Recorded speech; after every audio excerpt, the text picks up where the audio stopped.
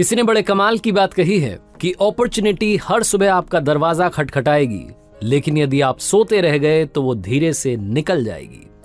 नमस्ते दोस्तों, मेरा नाम है आरजे कार्तिक। आपके लिए एक छोटी सी कहानी। ये कहानी एक ऐसे लड़के की जो पेट्रोल पंप पर जॉब किया करता था, पेट्रोल भरने का काम करता था। वहां पर जब भी महंगी गाड़ी आती थी, महंगी कार आती थी, तो उसके मन में आता था, एक इच्छा होती थी कि ऐसी गाड़ी मेरे पास में होनी चाहिए। पता नहीं मैं कब खरीदूंगा, कितने की आती होंगी, बहुत सारी बातें उसके माइंड में चलती थी। एक दिन पेट्रोल पंप पर उस शहर की सबसे महंगी गाड़ी आई। वो देखने में पता चल रहा था कि ऐसी गाड़ी तो हमारे यहाँ पर है ही नहीं। जब वो पेट्रोल भरने लगा तो उस कार को निहारने लगा। उसकी सुंदरता के सामने बेबस हो गया, इससे रहा नहीं गया। पूछ लिया इसने, जो अंदर आदमी बैठा हुआ था उससे, कि सर एक बात बताइए, ये गाड़ी कितने की है?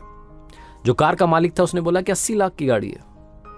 ये हक्का बक्का रह गया, हैरान हो गया। इसने पूछा, सर मतलब शब्द भी नहीं बन पा रहे थे, वाक्य नहीं बन पा रहे थे। बोला कि कैसे, कितने की, कैसे आई?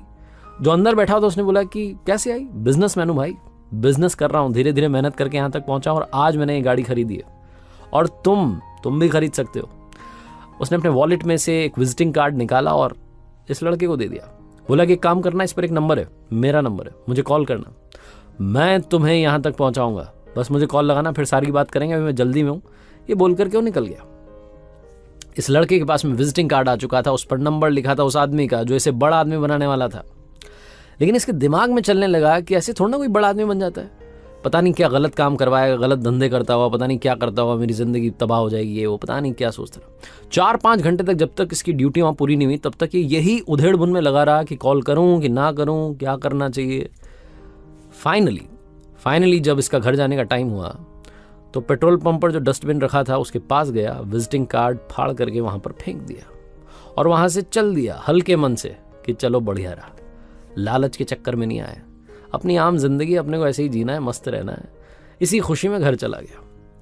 अगले दिन फिर से आया, फिर से महंगी गाड़ी आने लगी। वो सपना तो माइंड में था कि मुझे महंगी कार खरीदनी है, लेकिन अब पूरा कैसे होगा? मौका तो आया था, वो चला गया।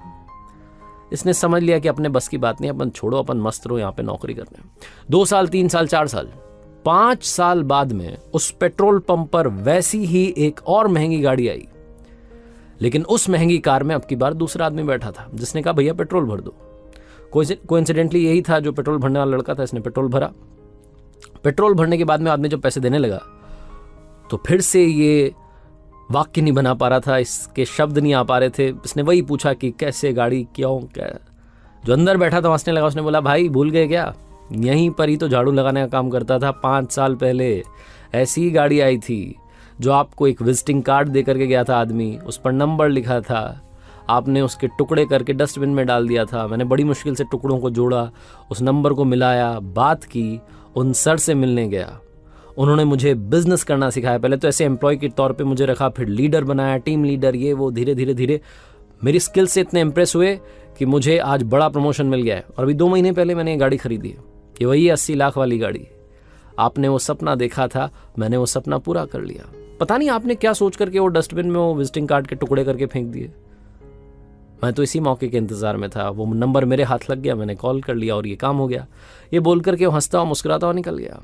ये लड़का वहीं पेट्रोल पंप पर खड़ा रहा। छोटी सी कहानी, लेकिन हमें ये सिखाती है कि लाइफ में अपॉर्चुनिटी जब आती है तो दोनों हाथों से उसे स्वीकार करना चाहिए, ग्रैब करना चाहिए। लाइफ में अपॉर्चुनिटीज को एक्सेप्ट करना चाहिए, चैलेंजेस को एक्सेप्ट करना चाहिए, मौके पर चौका लगाना चाहिए। वरना हम पछताते रह जाते हैं कि काश 3 साल पहले ऐसा कर लिया होता, 4 साल पहले मेहनत कर ली होती, कुछ हो जाता मेरी लाइफ का।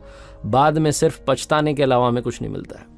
इसीलिए एक बार फिर से कहना चाहता हूं, ऊपर वाले के आशीर्वाद के साथ, अपनी सच्ची मेहनत के साथ और अपनों के प्यार के साथ कर दिखाओ कुछ ऐसा कि दुनिया करना चाहे आपके जैसा। और हाँ, हर सोमवार सुबह 9:30 बजे मेरे साथ देखिए एक नई कहानी।